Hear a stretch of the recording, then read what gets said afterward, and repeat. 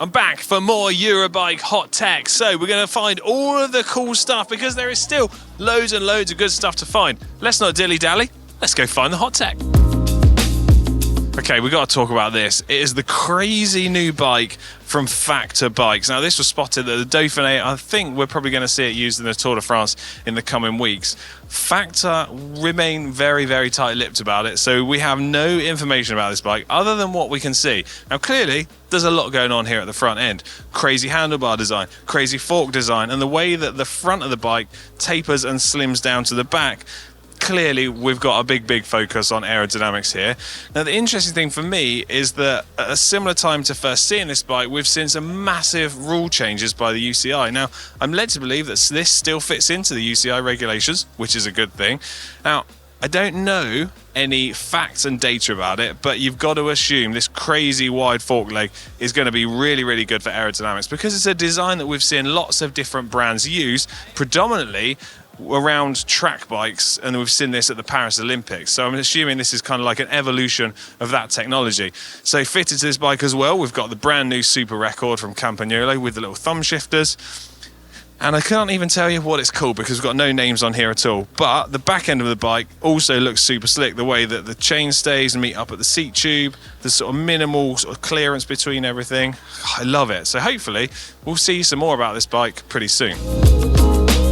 Want to see the fastest bike in the world as tested by Tour magazine? Well, look no further. Here it is. It's the Simplon Pride. So they're saying it's just 199 watts of aerodynamic drag at 45 kilometers an hour when you've got a set of legs fitted onto this bike, which is the process that the Tour magazine testing do. Now, if you wanted to be really picky, technically there is one bike which trumps this bike. However, it's set up using a 1x chainring, so doesn't really count. Now, there's loads of cool details on this bike. It's really gone all out aero everywhere. The handlebar and the stem design is really unique. I like that. You've got adjustability there in terms of different stem length options. You've got camtail profiles throughout everywhere, optimized for 30mm tyres. This one is fitted with super big chunky boys, and even the shaping of the handlebars uses that camtail design. If you look on the lower section of the drops, it's got that aerodynamic profile too. So yeah, really cool. And if you like bikes that are designed to go fast, perhaps this could be the one for you. Let's talk lightweight cranks next. So these are from a brand called QO, who've got really interesting background in cranks, and I believe some involvement with the setup of rotor from a number of years back. Now here we've got their race crank and their race crank SL being the super light version. You've got a 3-piece design up here. You've got the aluminium axle, you've got carbon fiber arms, and then you've got the aerodynamic 2x chain rings. Down here is the lightest version. The difference being that you've got a 2-piece setup, and the left-hand crank arm is actually 1 piece bonded in with the axle. The light version in a 170mm crank arm and a 50-34 chainring is actually 510 grams, which does make it very light. They've also got some gravel cranks, which are using a Kevlar reinforced section just by where the pedal mounts to protect the crank from rock strikes and things like that. Loads of cool different finishes on here, and I've got to say, I really like how they look, and the fact that you can get loads of different colours is a really good way to try and customise the look of your bike. I have got to show you this bike. It's the Pasculli Cremona ACR. I think I might have murdered the name slightly there, but nonetheless, this thing is off the charts and is possibly one of my favourite bikes of the entire show. Now, it's actually on the KDEX stand, showcasing a lot of their products and accessories. As such, we've got their max wheel set, we've got their new saddle, we've got new handlebar, we've got loads of cool accessories on here. The wheel set actually is really neat because it uses these carbon fibre spokes which are actually bonded onto the hub shells. The bike's fitted with latest SRAM red, oil slick chain, oil slick cassette. Big thumbs up from me. There's also the new 3D printed saddle up top, and I think these are also the latest KDEX tyres as well. So far, I gotta say, yeah, this paint job is doing it for me. And the mirror sort of chrome silver at the back, oh boy. Also giving me real vibes of the giant team bikes, the colourway of this. I like that. Updates from Elite Wheels here. These are their Velo 6 2, second generation. Now, I actually rode the first pair a little while back, and the updates here are geared around making the wheel stiffer laterally and reducing the weight. That's super cool to see. Also, we've got the Drive 65D second generation here. These have been around for a little while now, and you'll see these on a number of our bikes on the channel. But over here, we've got some wheels which I've not yet seen before and which are a step ahead of the drive range. So here we've got the drive SL 43D, disc brake 43mm wide, and the weight of these, we're talking around 1210 grams for the pair. We've got a different hub to the other wheels, a slightly shallower rim, but similar carbon fiber spokes. Then we move across to here. These ones are absolutely off the charts. So these are the Drive Ultra 33s, so shallower wheel depth, but these ones are super, super light. They're actually under 1 kilogram or 1,000 grams for the pair. In fact, they are 990 grams. We've got a totally different hub design here, same super lightweight carbon fiber spokes, and of course, ratchet system inside as well. Free up sound check these bad boys? I think so.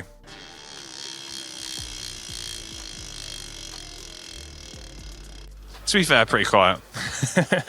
Okay, I lied. I found my new favourite bike. This is the Verticale SLR from Wilier. It's a super, super limited edition version from their Wave collection. This is number one of just 20 bikes.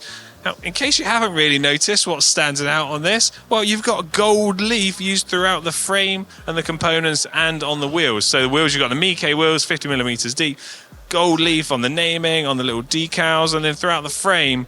The way this is used is mind-blowing, and I really love this like marbled white and blue finish and fade on the fork. You got more gold leaf on the top, more gold leaf on the handlebars, fitted with the latest Super Record, of course, and apparently there's going to be more crazy designs like this to come. Gold leaf on bikes. Remember that time I tried to do gold leaf on a bike? Yeah, it didn't quite work out as good as this, did it?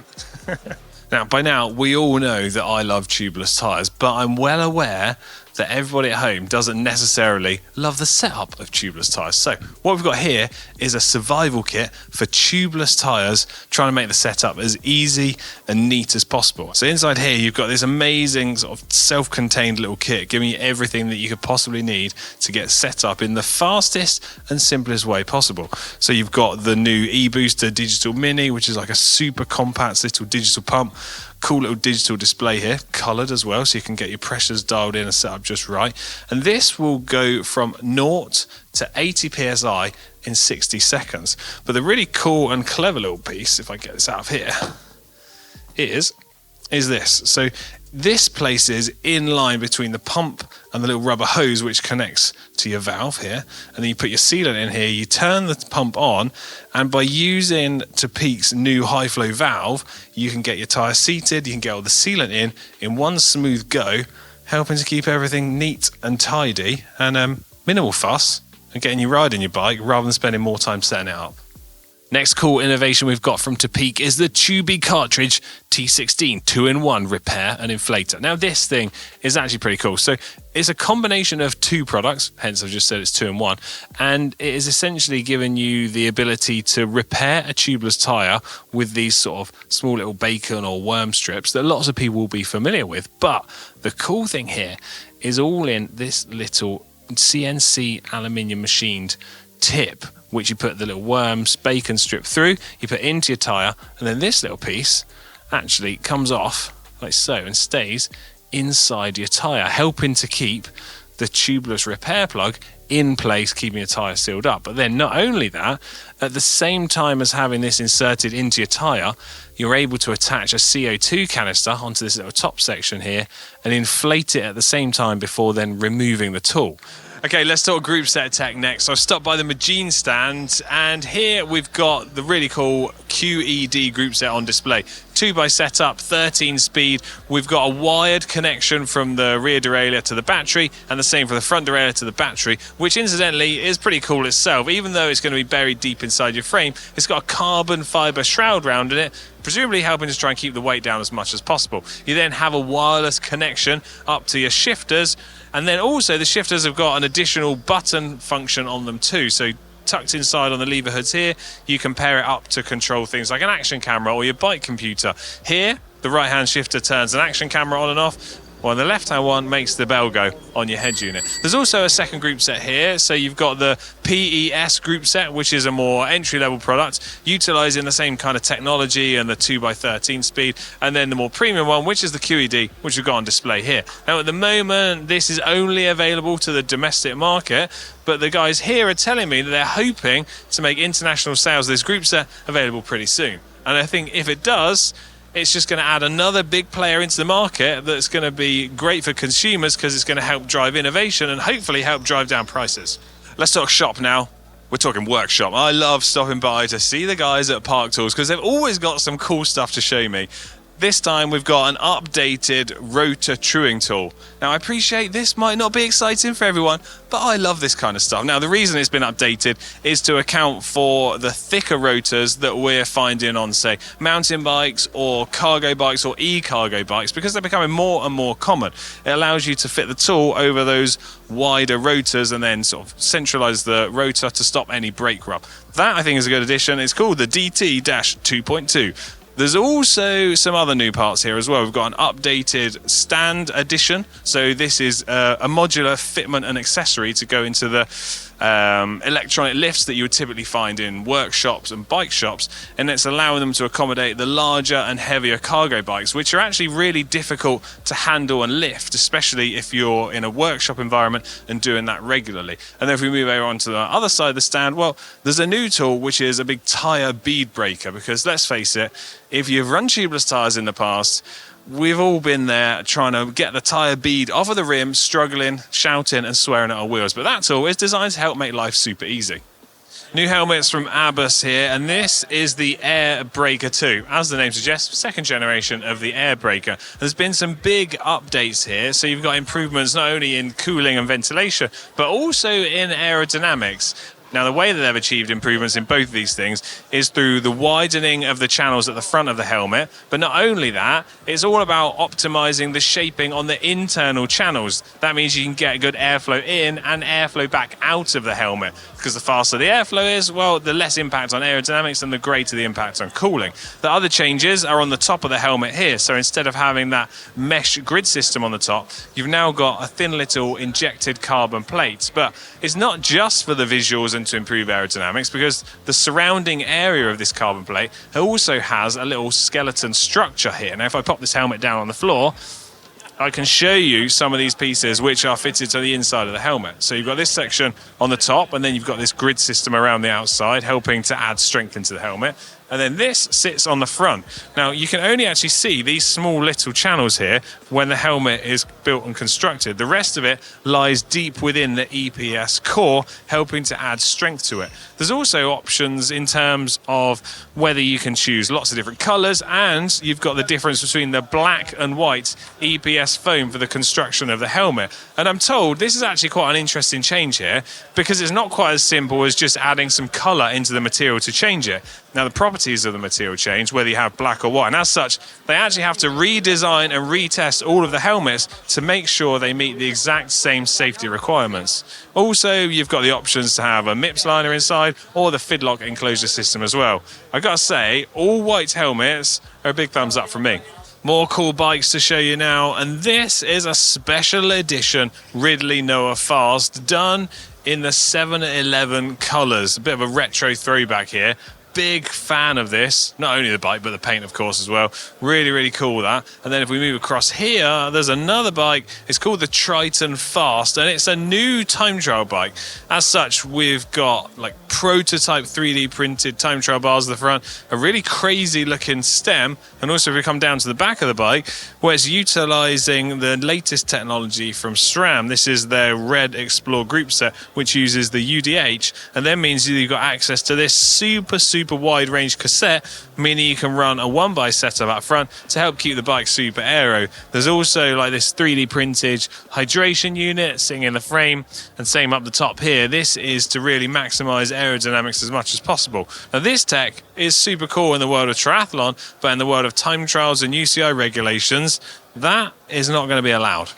Does bigger mean better? Well, here at the Dirty Sixer stand, they believe so, especially when it comes to frame and wheel sizes. This crazy contraption next to me uses a 36-inch wheel. which is absolutely mind-blowing. Now, this is a one-off special bike, which is for the owner and founder of Dirty Six. And he says he's taking it to Mega Avalanche next week. And he just told me he's got his fingers crossed he hopefully doesn't break any bones. So I guess he's planning on riding pretty damn hard. Now, in addition to this, they do have some other bikes in their range which use a slightly smaller wheel, 32-inch. They're available as production models already. You've got a hardtail mountain bike behind me, and there's also a rigid e-bike over there. Super cool, like intricate details and all the stuff. The fact that we've got a dual disc brake up front absolutely blows my mind. Now, obviously, being a bike this size and using wheels this large, it's designed for really, really tall people. And as such, really, if you want to use the 36-inch wheel, you're looking at a height of around 2 meters and upwards is best suited to this bike. Now, the idea behind it is really to help make everything in the right proportions for tall riders and try to help move the center of gravity back into the center rather than what happens on your traditional size bikes that are just in XXXXXXL size, is that your centre of gravity tends to be quite far back, which sort of negatively impacts the handling. I just literally can't get my head around the size of this. Well, there you go. That was today's findings. Hope you've enjoyed seeing the cool stuff that we've found. If you have, get involved in the comments section down below and let me know what bit of cool bike tech was your favourite. And as always, subscribe to GCNTech, turn on your notifications, because there is still more cool stuff to come. Right, I'm going to go now because standing here is actually quite risky. There's lots of bikes. I don't want to get run over. See ya.